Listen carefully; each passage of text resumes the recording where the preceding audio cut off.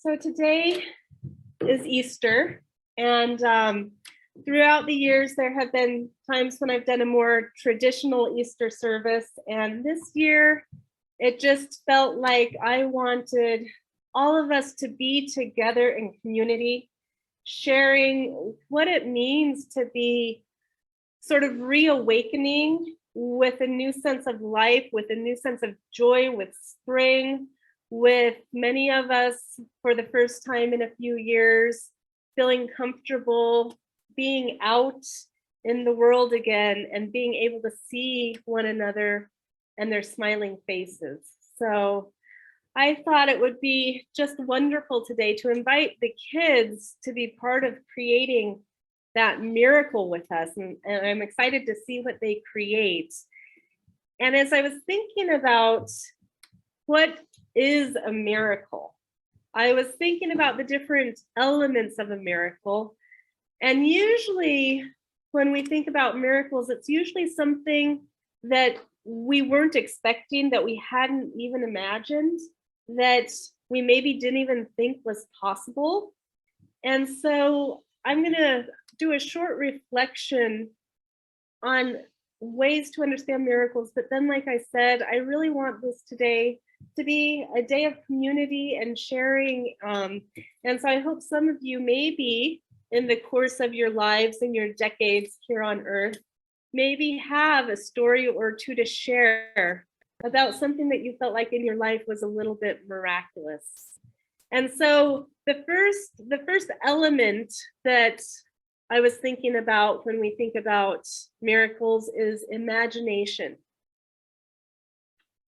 Our lives can't be transformed if we can't even imagine the possibilities of what they might be.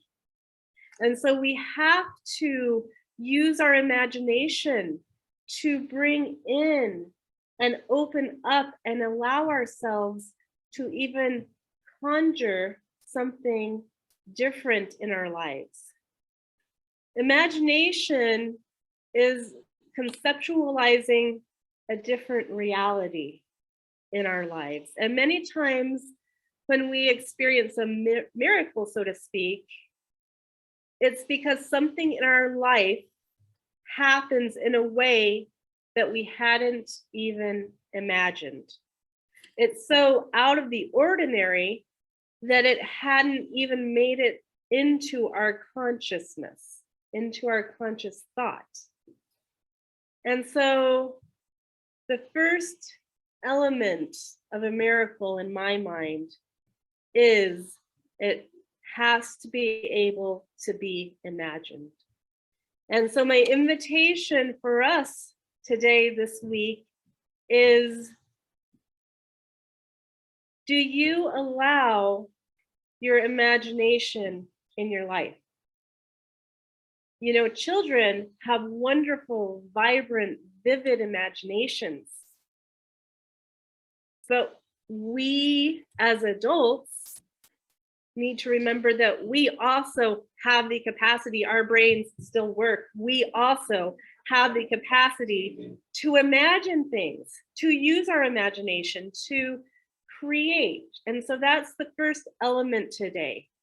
Are you using your imagination in your life? And if you're not, is it maybe time to start? And if you've told yourself that you're too old to use your imagination, I'm going to say probably not. So maybe imagine using your imagination a little bit more, and we might be surprised at what happens.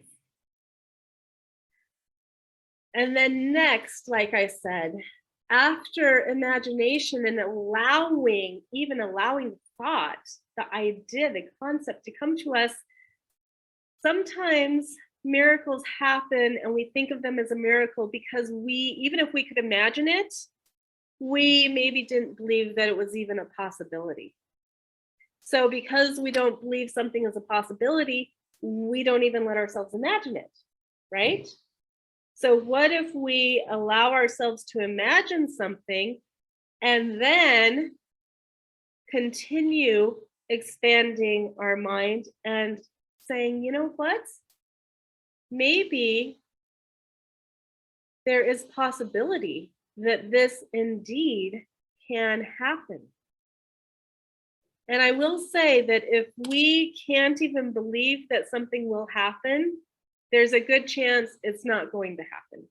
And sometimes it happens in spite of us. Sometimes it happens in spite of us deciding that it just can't happen, and that's what we call a miracle. But what if we just stopped thinking about that? And what if we said to ourselves, I don't necessarily know how it's going to happen. I don't necessarily know how to make it happen. But what if we just give ourselves the opportunity to say, I'm going to allow myself to believe that it can happen. I am going to allow myself to believe that this is possible.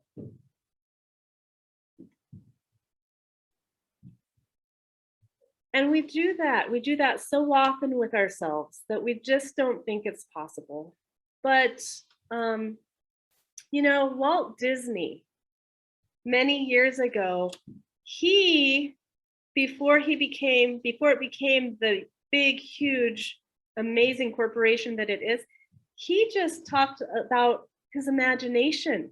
He just imagined these characters, and people told him, oh, you're silly. That's not going to happen. That can't happen.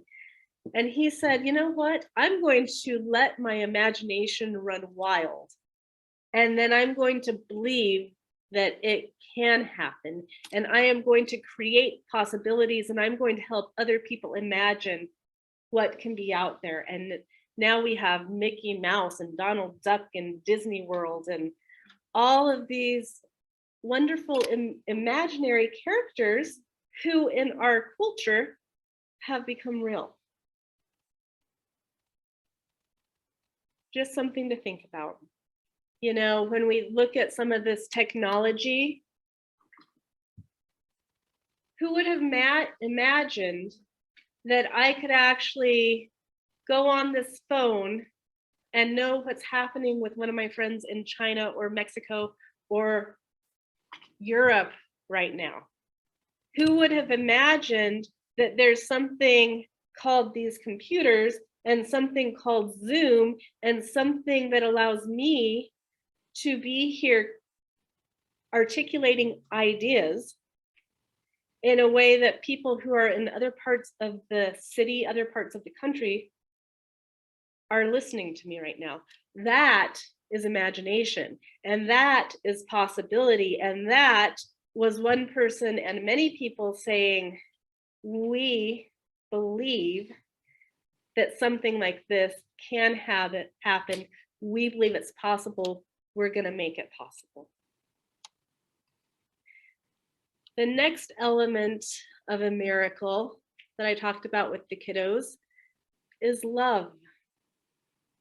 When I was thinking about it, when I think of miracles, it always is surrounded with that energy of love and joy and beauty. Impossible things can happen, but if they're not surrounded with love and joy and beauty, then I think perhaps it's not a miracle. Because I think this is just me, and I'll have to contemplate it longer. You guys can talk to me about it later, but I think maybe love should be an element of a miracle. It creates a sense of awe, a sense of joy, a sense of wonder. Miracles bring laughter, and they bring smiles, and they bring a sense of relief and release and song and singing. And that is an element surrounded in love. And then finally, I think the next, maybe last, I think there's more elements to a miracle than just the four I'm talking about, but it's surprise. I think sometimes when a miracle happens, it happens with an element of surprise because we weren't really expecting it. We weren't really expecting it, possibly because we hadn't even imagined it, and possibly because we hadn't even allowed the possibility for it to happen. And so then when it does happen, there's still an element of surprise. And over the years, I've shared some of my own stories about what might, I think, maybe some miracles in my own life. And even though I've had enough experience with them now that I shouldn't be surprised, I always kind of am. And I think that's partly because we're human, and we tend to, even if we expand that imagination and expand that possibility, then life comes in and it like weighs us down again. And then we forget about the imagination and the possibility until it just pops into our life again. And then we're surprised. And then we allow ourselves and our imagination to expand a little bit again and begin to dream of possibilities. And so on this Easter morning, this is what I invite us to do today, is just to expand our imagination, to dream of possibilities, and maybe to take a little bit of time to acknowledge that perhaps a few miracles have happened in our lives. And so with that, I am going to open the conversation up. The way that we do this is if you are on Zoom and you would like to share an example of something that you find sort of a miracle, I have allowed everybody to unmute themselves. Just go ahead and keep yourself muted unless you want to speak, and then unmute yourself, and I can see that and I'll just invite you to speak. And if you're here in person and would like to share something that has happened in your life that you think might kind of be a miracle, I'll invite you to come up and just look in front of the computer screen so that everybody can see you. So does anybody want to share today one of their own ideas, sense, experiences of awe? With all of the people in this room, somebody has. Angie and Caleb, come on up.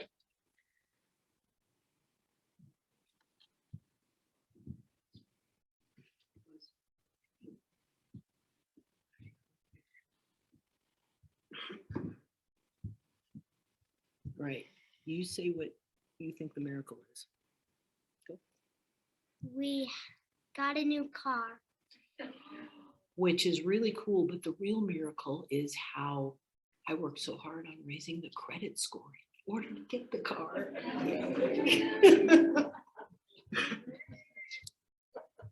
And Angie, was there a point in time when you maybe couldn't have imagined? I could not have imagined that about 10 years ago. She said she could not have even imagined that about 10 years ago. Miracles don't have to be big and earth-shattering. They can be small. Patricia, come on up.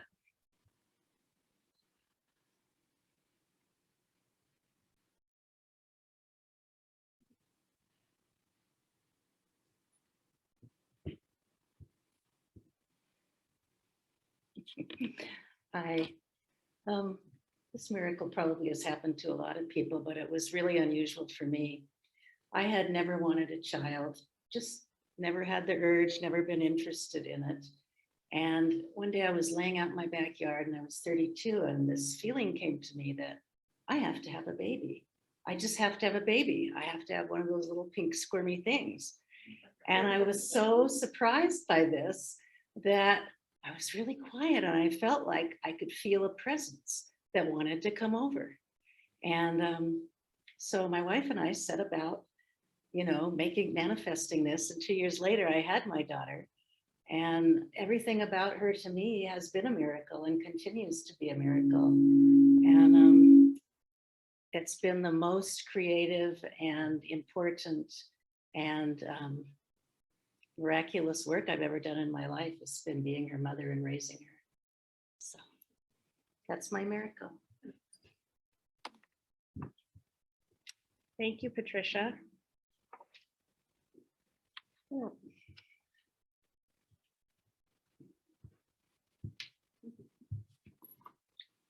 I'm Jesse, pretty new to congregation.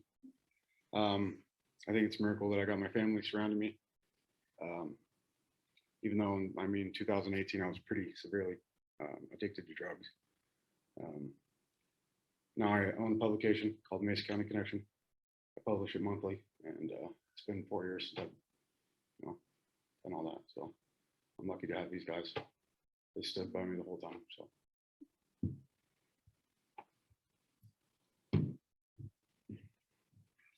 And we're glad that you're here with us today.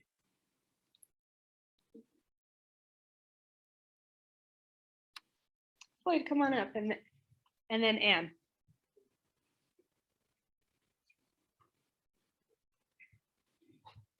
Imagine 1945. Most of you weren't even alive at that time. Anyway, the prairies of North Dakota is where I was born. Wheat and cattle ranch. And on this ranch, there was an old car, just the frame. And I flew that old car all over North Dakota.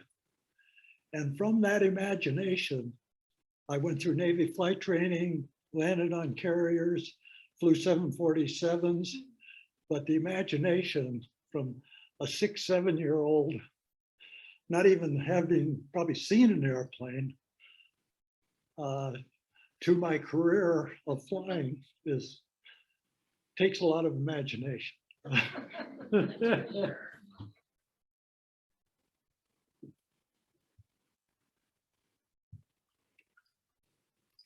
there anybody on Zoom who would like to share with us?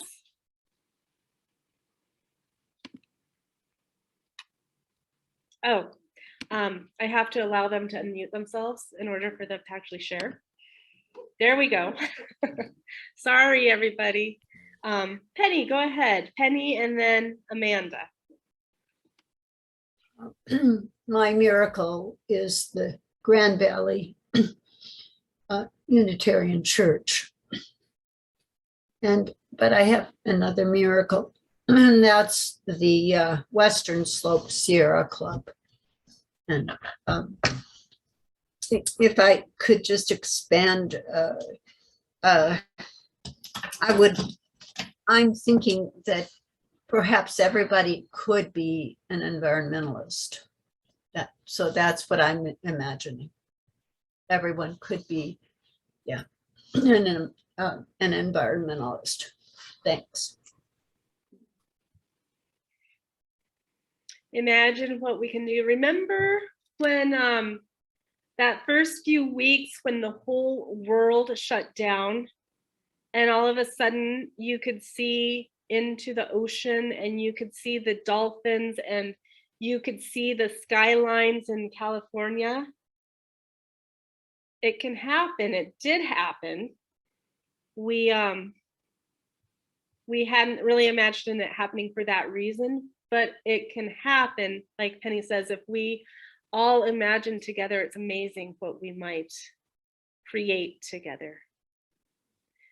Amanda, did you want to say something? Yeah, so I've had 3 miscarriages and I've always wanted to be a mom. My most recent one, I was 21 and I lost my baby at 15 weeks and I knew he was going to be a boy. And it took about a year of trying for me to get pregnant again. But here is my little miracle rainbow baby, and she is a huge miracle. And I named her after my mom who passed away. And it's wonderful being able to have a motherly relationship. And it's just such a beautiful miracle being able to raise this baby every single day, wake up and have a constant reminder of this little miracle. So. She's beautiful. Thank you. Kayla, come on up.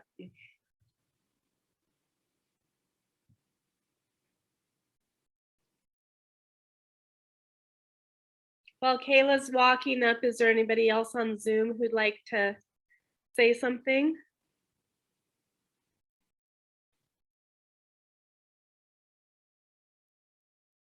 And then Charles, are you raising your hand? So come on up after Kayla. Well, I have had many miracles in my life, but the biggest miracle is the miracle that happened when my daughter turned 18 years old. What was a miracle about that is we were having, excuse me, a party at a hotel that had a swimming pool. And my little 5-year-old boy was with us to have this surprise birthday party. The hotel had a pool, and we were waiting for my daughter to arrive. And my little 5-year-old boy said, "When can we go swimming?" And I said, when Talitha gets here.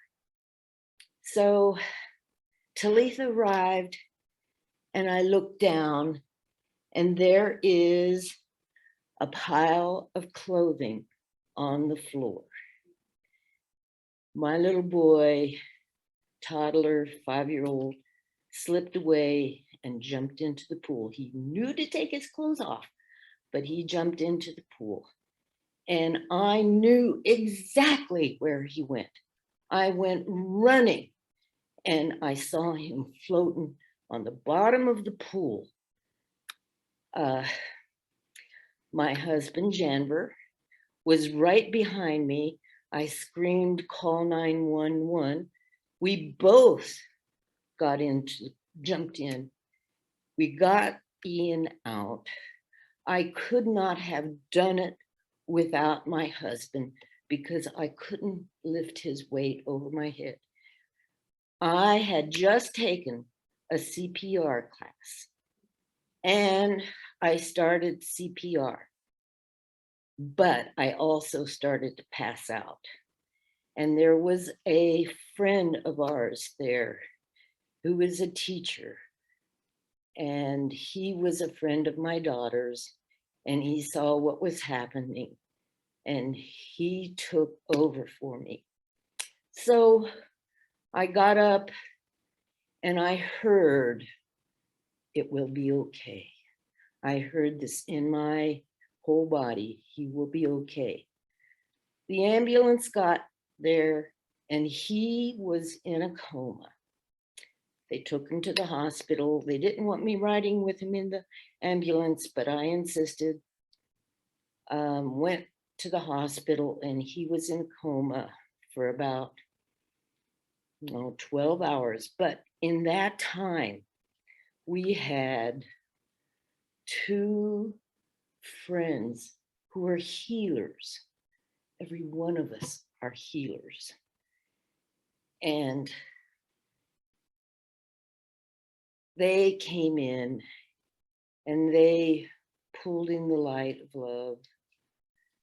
The last person pulled in more light and said he probably will be okay. He didn't say probably, excuse me. I don't exactly, he said he'd be okay.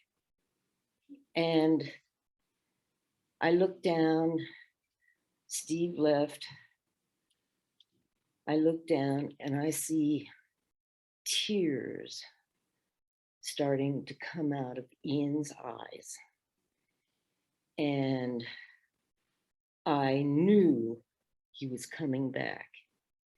And he came back, and he said, "Mom, I was in the land of summer. It was so beautiful." And he said, "But I was told that it wasn't time for me to come back to this place." But it was a miracle. I tried to get my husband up here to say about this miracle because we both were part of this miracle. But he said he couldn't hold it together. And this miracle child is now has a doctorate in physics, and he has helped establish a new way of testing the DNA that our whole DNA now can be tested in 15 minutes because of him and his team. So this miracle is ongoing to this day. Miracles are always expanding, always expanding. Anyhow, thank you for listening to me. I appreciate it to tell this. Thank you, Wendy. Thank you, UU. And the last thing, my husband and I were married in 1966 at a Unitarian Universalist church in Denver. And it's a miracle that we're still together. Thank you. Thank you, Kayla. So Charles is coming up. He's gonna be our last story today, and then we're gonna see what the kids created for us. Hello. Several years ago, we were riding through Texarkana, coming back from a wedding in Memphis. My what is now an ex-girlfriend, who's a buddy, and so we noticed there was a puppy on the side of the interstate. Could have been interstate, I don't know, the one going through Dallas. Anyway, 35, I think. And we saw a puppy on the side of the road, and it looked kind of ravished, and so we decided to pull over. And then the thing kind of cowered into a drain pipe, and I tried to fish it out of there, and it was all teeth bearing at me, and looked kind of rabid and malnourished. So my heart went out to this dog, and we decided collectively to, since we couldn't remedy this situation, to really have the right faculties to pull that thing in. I called I guess, whatever the authorities that handle rescuing animals, etc., Humane Society or one of those services. And as we're driving away, we got a strange confirmation, and we looked up in the sky, and there was like a dog or a puppy in the sky, and we had two sets of eyes on it. And I don't know, the feeling that came over me was that that was really powerful, and there's some kind of confirmation, or maybe that God spirit in the sky likes to dabble, you know, who knows. But we had two sets of eyes on it, so it was just really discernible, and wasn't our imagination, and it was just a really neat confirmation. I guess if I could walk away with that, thinking that that good deeds are important, and I think I've always done the best things, but who hasn't, you know? And I think what I might walk away with is that we have the capacity to change little subtleties about the way we view life and the little tiny micro actions we take. And so since then, it's definitely changed my outlook, and the little things matter. I had more, but I think that I'll leave with that. Yeah, thanks. Okay.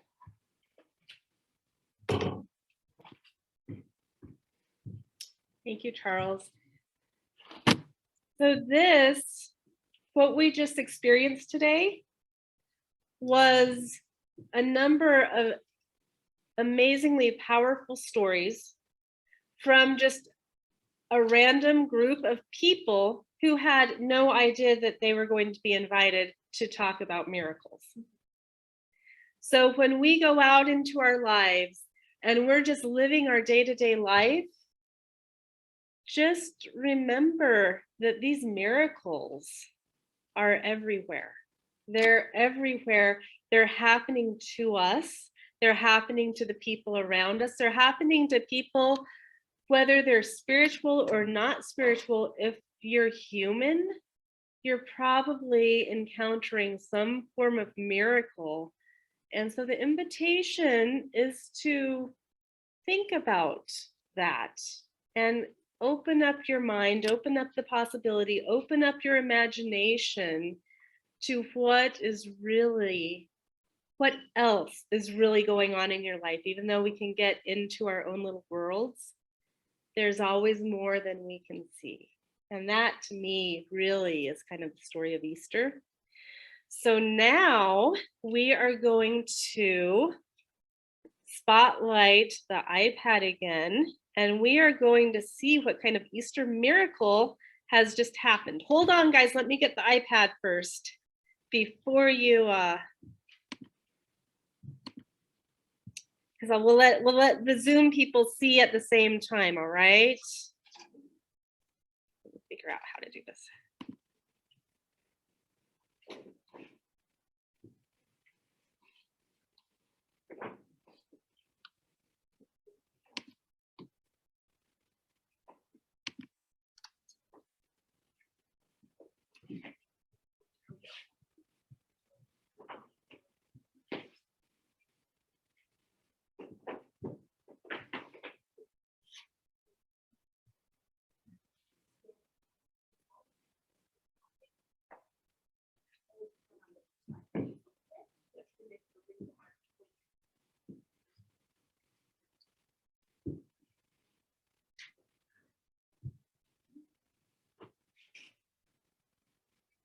Ready? Okay, so here, you come step forward, okay?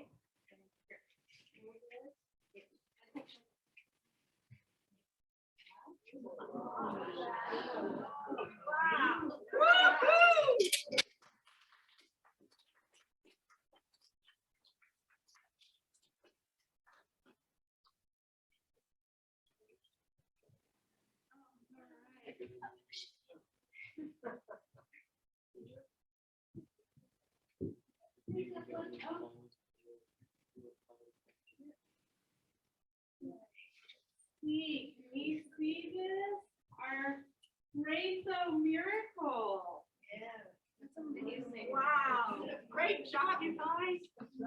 Woohoo! Isn't it gorgeous?